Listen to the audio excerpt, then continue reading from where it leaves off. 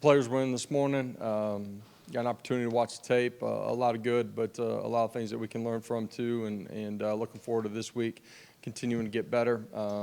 Looking forward to homecoming week here. Know it's a noon kickoff, but expect our fans to show up and show out in a great way and create a great environment. But it's a great opportunity to welcome back so many of our alumni here, and so looking forward to that. November is also Alzheimer's Awareness Month, and we have a unique opportunity to honor the legacy of Pat Summitt. We'll be doing that at the game with our uniform, but we'll also be doing it with a commemorative cup that everybody can purchase, a $1 purchase. All that will go to the UT Medical Research on Alzheimer's. So with that, I'll open it up.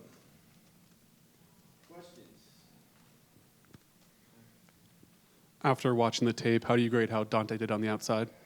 Dante had a really nice performance. I thought he did a really good job with the ball not in his hands, and when the ball came his way, he made plays. He was comfortable and performed extremely well. Coach, I wanted to ask you this for a few weeks, but at Vol Calls, I always notice you do a really good job with all the fans, but especially the younger fans. Just where did that come from with you? Is it from your playing days, being on that stage, or why do you take so much pride in treating the younger fans the way you do? Yeah, I think for me, just as a young kid that grew up around the game, I know how influential any and all those moments were for me in my life. And I grew up a fan of a lot of major colleges, but of NFL and professional sports, I should say, and got an opportunity to meet a lot of those people. My uncle lived in the Twin Cities, and took me to a lot of those events, and those moments all mattered to me. I just remembered how I was treated in those moments from those players, good and bad, and so you just try to make an impact and be present in that moment when you can. Kamal hadn't announced on his Instagram late last week about the season-ending injury. So I guess just first your reaction to that and how the secondary played without him. Yeah, extremely disappointed for him. That's a young guy that came into our program that's continued to grow on the field, but off the field too. He was playing his best football. You just hate seeing that, the season ends up being taken away, and so that's hard for those guys emotionally, and they missed the opportunity just to be in the locker room and be with the guys. So your heart goes out to them. I thought the guys that had the opportunity to play stepped in and did some really good things. We're going to need to continue to grow there too to perform the way that we want to down the stretch. Coach Jalen Wright has been really impressive this year with his yards per carry. I mean, he hasn't really gotten even 20 carries in a game, and he's well on his way to 1,000 yards for the season. How impressive has it been for you for everything he's been able to accomplish and those yards after contact, et cetera? Yeah, playing exceptional football, big, strong, physical. Has the last gear to take it the distance when he gets into the open grass. But his efficiency in what we've done, just understanding the schemes against the defensive looks that he's getting, being able to press it, hit the holes at the right time, and just been really special player. Really proud just how he's grown. I think I said it earlier in the year, but as a young guy with great physical traits that wanted to just run around everybody, learning how to actually play the position. And he's done that with his ball in his hands. Everybody sees that. He's become a really good football player without the ball in his hands too. Like you look at him in pass protection, he's done an elite job. Coach, Joe's game the other night, the most accurate, passing performance, I guess, according to Bill Martin, since 2016. He's making plays out of structure, keeping his eyes down the field. Where's the progress coming from? Where do you see him making steps? Just continued growth. There's been a lot of moving parts in front of him. There's been a lot of moving parts out on the perimeter. Just continued growth, throughout the season, getting comfortable, being in sync with those guys. The fine details of it. Saturday night we created explosive plays on scramble drills. We hadn't done that in a long time, and maybe since we've gotten here at that level. And wide receivers breaking off the routes, doing the right thing when Joe breaks contain. Joe was uber efficient, great with his eyes, good fundamentally, and extremely accurate with the football. It was a really good performance by him. Josh, kind of building off that, he made a couple of plays, throws outside the pocket that was, really good. How has he gotten better out of the pocket, throwing on the run, throwing off platform? Well, I just think, fundamentally he's gotten better over his time here. Everybody being in sync and breaking off gives him the ability to make some of those plays. But being a guy that is more comfortable when he breaks contain of not just being a run-first guy, but keeping his eyes down the football field allows those things to happen too. Being able to get in a good fundamental position when he had time to. When you're on the run, there's going to be times where you're not too, and so those awkward throws, he's continued to improve upon. Calendar turns to November this week. Kind of where's Keenan Peely at in his process of recovery, and at what point do you have the talk about potentially, either shutting him down, applying for a medical red shirt, or is it full go to play at the end of the year? Keenan's not ready to go in this one, so we'll continue to monitor his progress and his ability to get back on the field here late in the year, and Keenan's got a lot of good football ahead of him. He'll have to make a decision on what's best for him and his family. Back to Dante Thornton. Sometimes we think of transfer receivers as like an immediate hit or miss, but how typical is it that it's a gradual process and guys have to find a role or a way they can break out? Well, I think it's a gradual process no matter what in becoming as efficient and effective inside of any offense, but our offense. As young players, typically from year 1 to year 2, the jump wide receivers make is pretty dramatic in what we do. Dante's growth and journey is a little bit different, and I say that because he missed a majority of spring, missed a majority of training camp, and so he's still really early in the process of playing within what we do.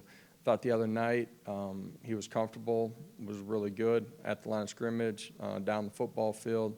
I believe, and we need him to continue to excel and play really good football here down the stretch. Was it important for you and the coaches to continue to believe in him or show that you had confidence? Yeah, absolutely. I think that's true for all of these guys. You got to point out the things that they need to get better at, right? You got to give them a plan to do that on the field, off the field. They got to understand the journey, but you also got to be somebody that speaks life and belief into these young players too. I think that's really important that you balance all of those sides of it.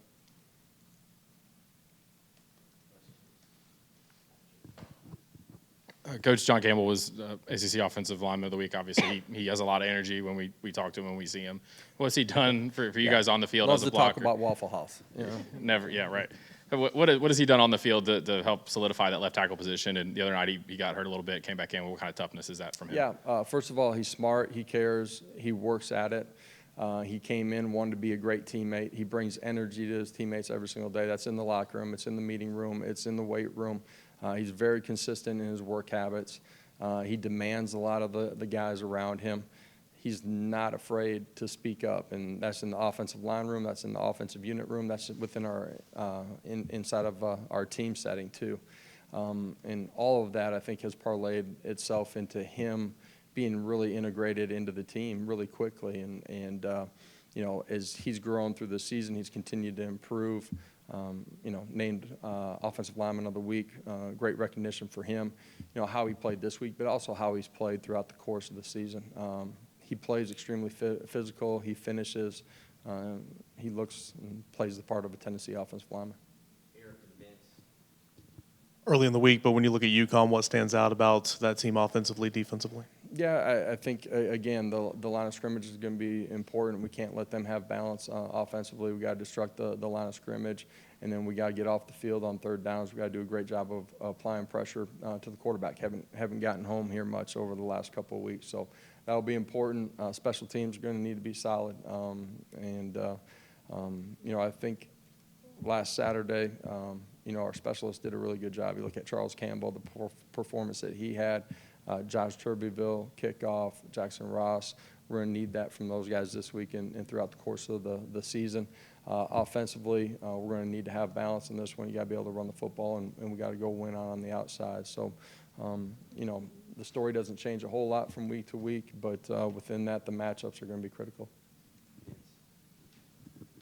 As you know, Brew McCoy was such a good blocker. What have you thought about your blocking on the perimeter, receivers, and everybody out there? Yeah, it's been pretty good. They played with great effort. Haven't won every one of the matchups, but they've been physical and played hard. And we didn't have a lot of perimeter touches last week. Some of that was by design, but those guys have done what has been asked of them out on the perimeter. Brew is a special physicality out on the perimeter too.